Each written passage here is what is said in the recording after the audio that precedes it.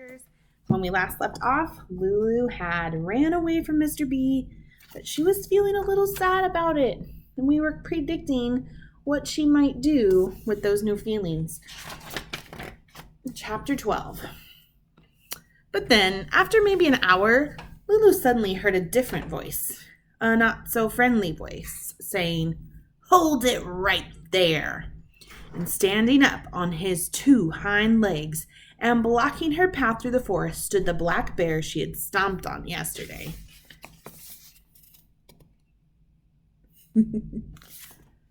"You hold it right there," said Lulu. "And please," there was that P word again, "don't keep shaking your clawy paws at me. If I have to stomp you, I'll stomp you. But I'd really rather not stomp you. I'd rather," she opened her suitcase and took out a jar of golden honey, "give you this, if you'll please get out of my way." What's going on with Lulu? She'd rather not stomp him? The bear took the jar of honey, opened the top, dipped in his paw, and slurpily licked it, mumbling something that sort of sounded like thank you. Dipping and licking and slurping, he hurried out of Lulu's path, and she continued tromping through the forest. Until another familiar, not-too-friendly voice said, "This time I'm eating you before you bunk me." And there was the tiger, the silky, slinky tiger of yesterday, ready to pounce on her. "Forget the eating and bonking," said Lulu, "and try on this beautiful scarf." She pulled a long, floaty, bright green scarf from her suitcase. "It matches your eyes, and I'll give it to you if you'll please get out of my way." And the tiger, happily wrapping the eye-matching scarf around her black and orange striped neck, growled something that sounded like thank you and slunk away. And Lulu continued tromping through the forest. Until, well, who do you think she met next? A wolf? A giraffe? A lion? Don't be ridiculous. She met what else? The snake, who was hissing an even nastier hiss than he'd hissed the day before, and warning her, "This time I'll be squeezing you. I'll be the tighter squeezer." Lulu, looking disgusted, told him, "Nobody's squeezing anybody. All I'm doing is getting home today." Then she reached in her suitcase and pulled out a small flowered rug and explained to the snake, "This is for you if you'll please get out of my way. A soft rug to rest on whenever you feel like resting." The snake took the rug in his mouth and tried, at least I think he tried, to say thank you to Lulu, though it's hard to tell when a mouth is full of rug. In any case, he went slithering off wherever a snake goes slithering, and Lulu continued tromping through the forest. Chapter 13. It wasn't too much later that Lulu could see that she was nearly out of the forest, and she was happy that soon she would be with her mom and her dad. But along with feeling happy, she was also feeling sad when she thought of the brontosaurus she'd left behind. As a matter of fact, she pictured the poor, lonely dinosaur so clearly in her mind that it almost seemed like he was just standing there, just outside the forest, waiting for her. And he was. You see him at the edge of the trees?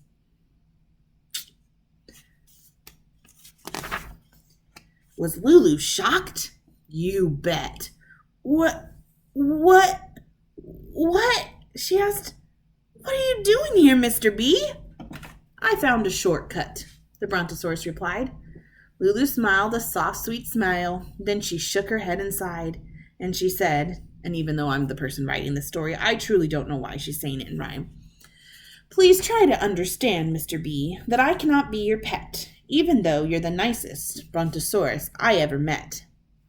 And if you take me away with you, I'll keep running back home every chance I get." Not a bad rhyme, though that last line's a little bumpy. I already figured that out while I was waiting for you, the Brontosaurus told Lulu. I do understand that you can't be my pet, but please understand that I can't be your pet either. Well, Lulu understood, and the Brontosaurus understood. It seemed there was only one thing left to do, so they stood there, quietly looking at each other for a moment, and then they did it. The Brontosaurus bent his long neck till his face was close to Lulu's. He kissed her gently on the cheek and said, "Happy birthday, little pet, and goodbye." Lulu put her arms around the Brontosaurus's neck. She kissed him gently on his nose and said, "Don't be too lonely, Mr. B, and goodbye." Then she slowly walked down the road that would take her home. Then he slowly walked down the road that would take him home. And although Lulu and the Brontosaurus remembered each other forever, they never saw each other again. The maybe end. Chapter 13 again? Wait! I'm really not all that sure about this ending. Maybe a little too mushy, a little too sad. But since I'm the person writing the story, I'm writing another ending, and you can decide which one you'd rather have. Well, Lulu understood, and the Brontosaurus understood, that neither of them could be the other's pet. But why should that mean that they had to say goodbye? "Come with me, and I'll give you a piece of my birthday cake," said Lulu. "I'd like that," the dinosaur said. "May I give you a ride?" And Lulu arrived at her house, riding happily on the back of the Brontosaurus. When her mom and her dad heard the noise of a dinosaur clomping into their yard, they remembered Lulu, and they remembered her birthday. Lucky for all, her cake had already been made. "Don't worry, he isn't my pet," Lulu said. "He's only going to stay here for a piece of cake and a glass of lemonade. But he's kind of a lonely guy, and I would like to invite him back for Thanksgiving dinner." You see her tiny parents down there?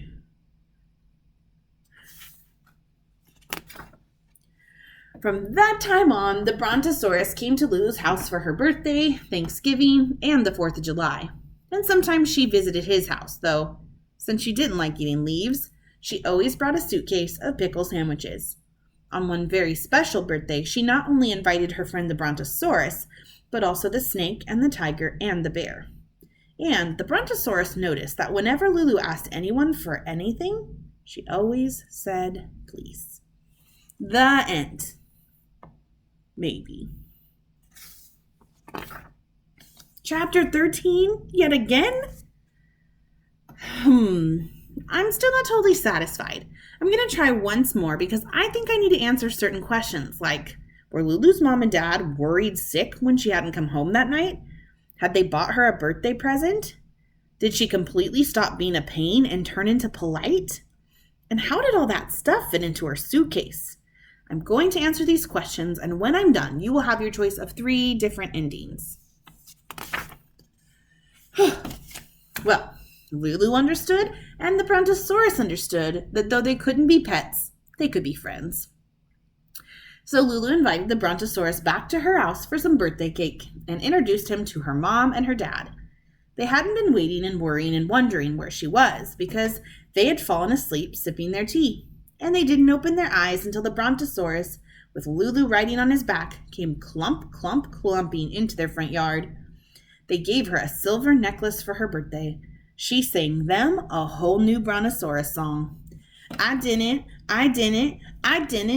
get a Brontosaurus for a pet. I didn't get a Brontosaurus for a pet. It sure looks like you've brought one home, Lulu's mom said to Lulu. And we still say no, you can't have one, said her dad. And both of them waited for Lulu to screech and throw herself down on the floor and kick her heels and wave her arms in the air. Except she didn't. What happened to the screeching? Asked her quite astonished mom. And her dad asked, What about throwing yourself on the floor? Lulu replied, very dignified, I'm 1 year older today, and I'm not doing that kid stuff anymore. And she says a very nice please, said the Brontosaurus. After the cake and the lemonade, the dinosaur said goodbye, but he would return for many holiday visits. Sometimes the snake and tiger and bear came too. Although she kept getting older, Lulu never turned into perfect. She still, though less and less often, sometimes screeched and forgot about please, though she never again in her life said foo on you. But she mainly wasn't a pain, and the Brontosaurus was mainly not lonely anymore. As for how all that stuff fit into Lulu's suitcase, I'm sorry to say that I don't have a clue. I am, after all, just the person who's writing this story. The end. And the next book in the series is Lulu Walks the Dog. We read the preview for that in live today, and you guys voted and said you wanted us to start this book. So we will try to start it tomorrow or next week. And what we do know about Lulu Walks the Dog is that she asked her parents for a very expensive present, and they told her, no way, Jose, and if she wanted it, she would have to raise the money herself to buy it. So we're going to see how that works with why she's walking a dog, and we're hoping to discover what that expensive present is yet, because we don't know. Hope you enjoyed Lulu and the Brontosaurus. I enjoyed reading with you. Bye, Kinders.